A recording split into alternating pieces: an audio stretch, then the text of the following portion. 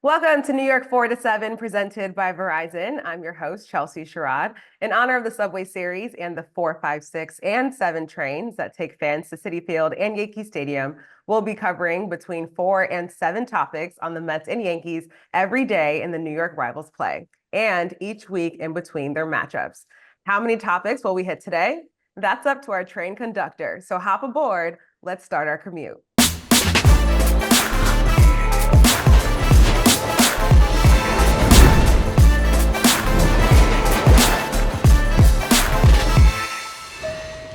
Now let's bring in our guests. First to represent the Mets side of this rivalry, former Met and SNY pre- and post-game analyst Todd Zeile. And to represent the Yankees side, beat reporter for MLB, Bryan Hoch. Welcome, guys. How you doing? We're good. Good. Looking forward to the commute here.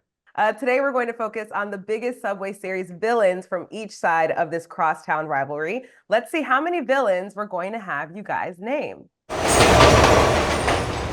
4 villains for the 4 train. Before we get into both of your top villains, how did each fan base view this rivalry overall? What do you think, Todd?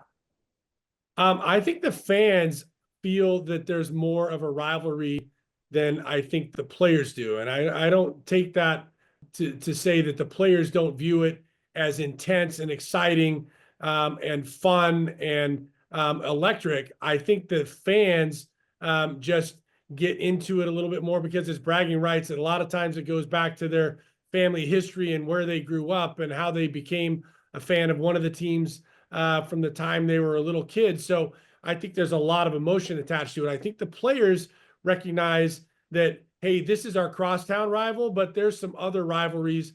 Yeah, I mean, since the day interleague play started, I feel like the Yankee fans have always viewed the Mets as little brother. And, I go back to what Derek Jeter said about the 2000 World Series, is that was the one that they had to win, because if they had lost that one, Derek was going to have to move out of Manhattan, and George Steinbrenner would have been raging, and it would have changed the whole course of history. Because even if the Yankees had won in 96, won in 98, won in 99, to go and lose to the Mets, I mean, that would have changed everything. And I believe, Derek, that he actually would have moved out of Manhattan. I think it would have meant that much. So I think the fans take their cue from that. Yankees fans point to the rings, and it was 26, now 27, all the time when Subway Series time would come around.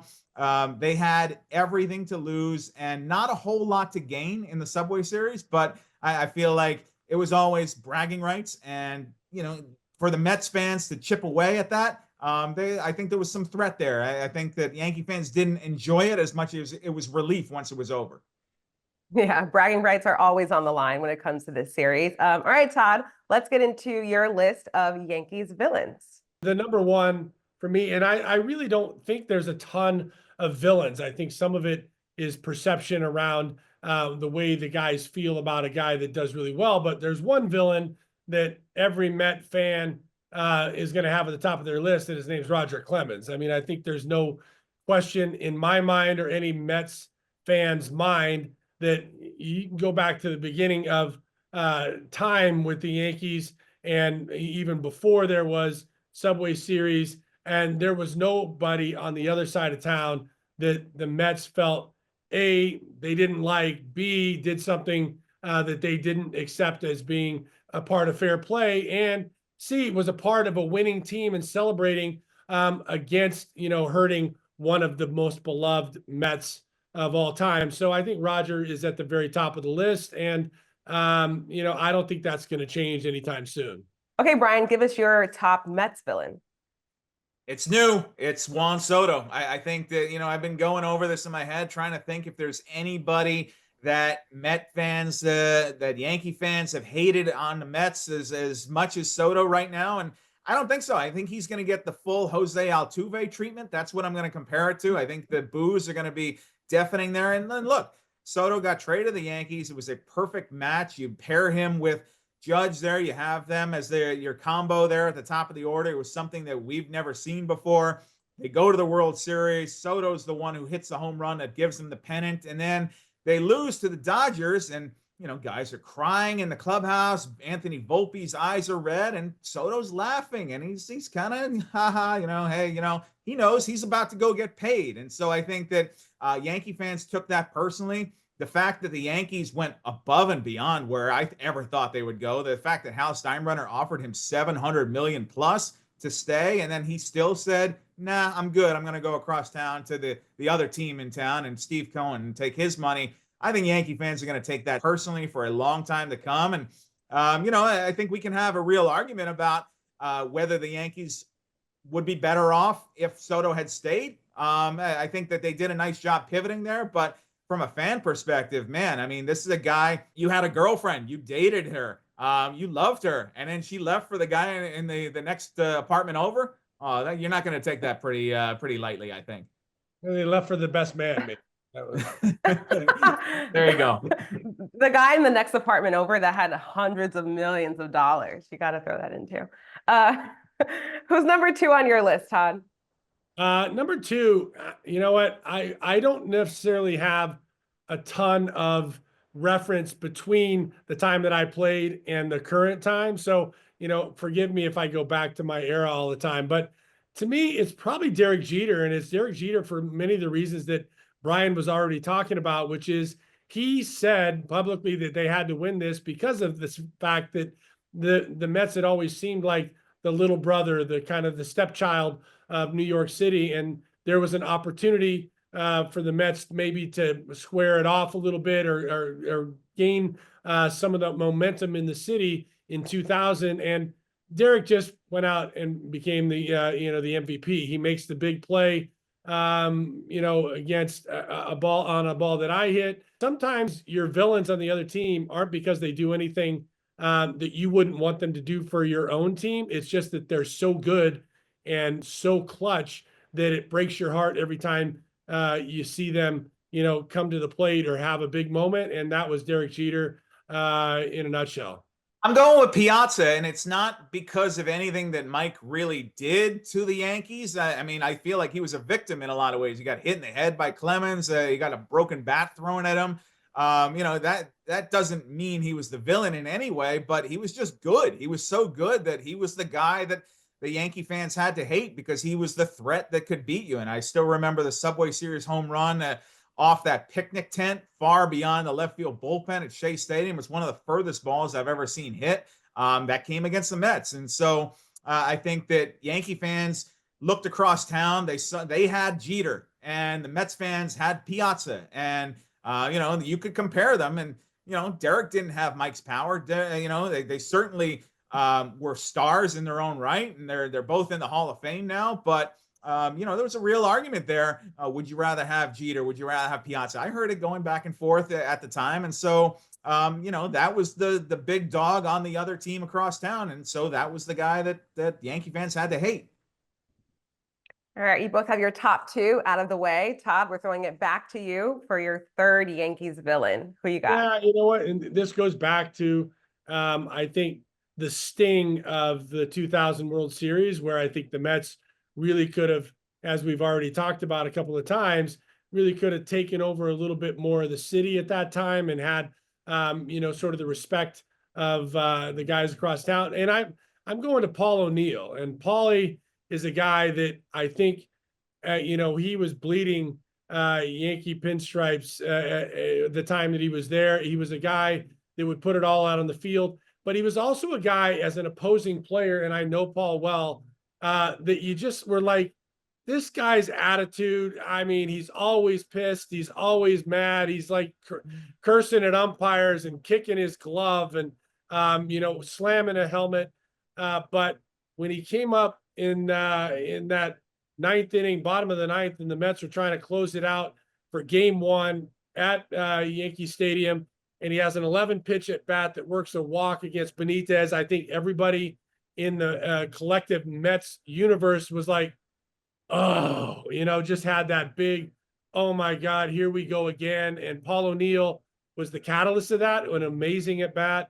And to me, one of the pivotal moments, if you can say that, of not just game 1, but of that World Series, because that sort of just was that little light in the back of your head saying, oh, the Yankees are still there. They're never going to go away. They're not, the Mets are still not quite as good. And he sort of epitomized that and wore that with pride to me. Yeah, definitely. Bryan, number 3 for you.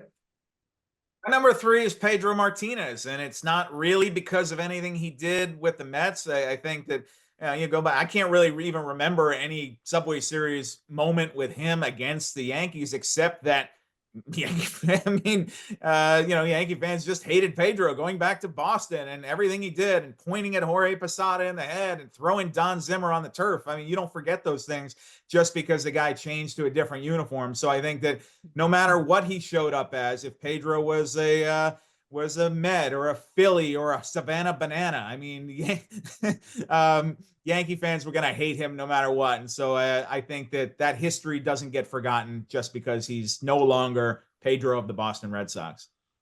Yeah, I definitely had Pedro on my list. The last and final one for you, Todd. Number 4 for your Yankees villains. This one to me may just be a little bit more personal, but this is a current player. And, to me, Marcus Strowman to me is a bit of a villain from the Mets' eyes. And I think that's partly because he came to the Mets. The Mets, first of all, I would remember this. I don't know if the rest of Mets fans remember this, but there was this guy named Zach Wheeler that I thought the Mets should sign and that I thought was the best pitcher in either league at the time or had the ability to be.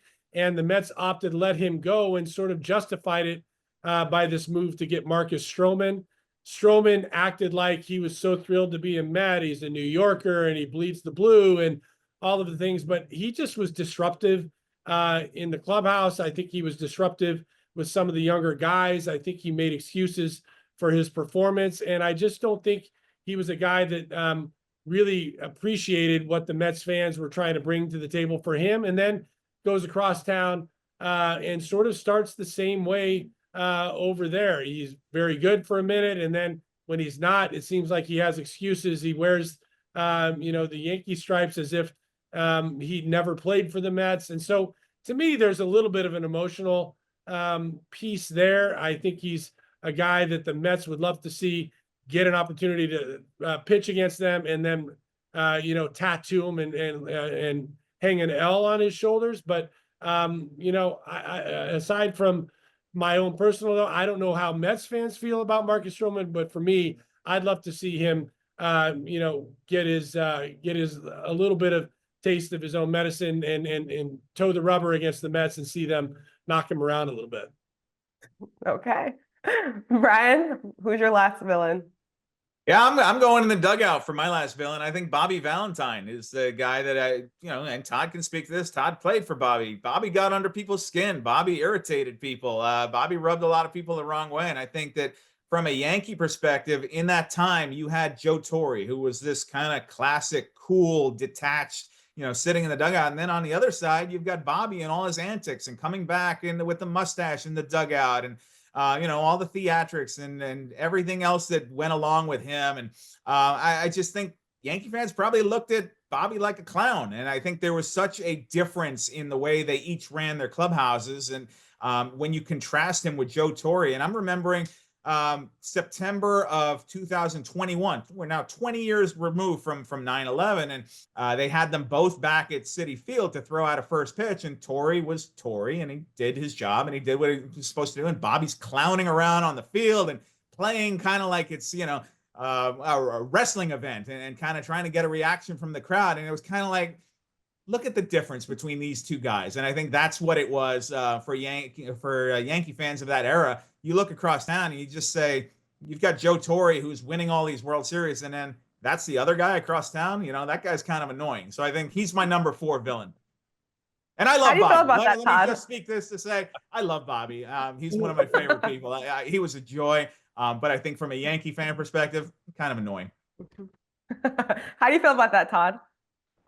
Hey, Bobby can rub you the wrong way. Bobby and I locked horns a bunch of times, and Bobby and I are great right now. I have breakfast with him when I'm out in California, and he's always got the best stories in the world. And he did. And look, the reality is he did run his clubhouse. He ran sort of his whole regime differently than Joe. Very, very different types of managers from a personality standpoint.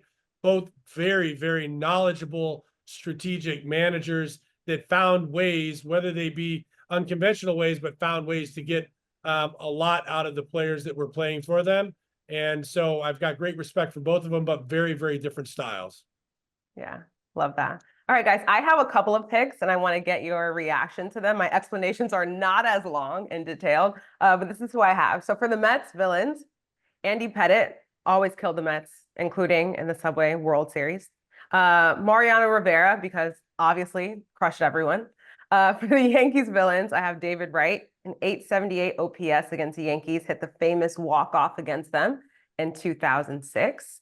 And finally, Francisco Lindor, because we have to keep things current, 3 home run game, and that time when he was taunting Stanton. So I think that's a little bit of that edge there. So what do you guys think of my short list?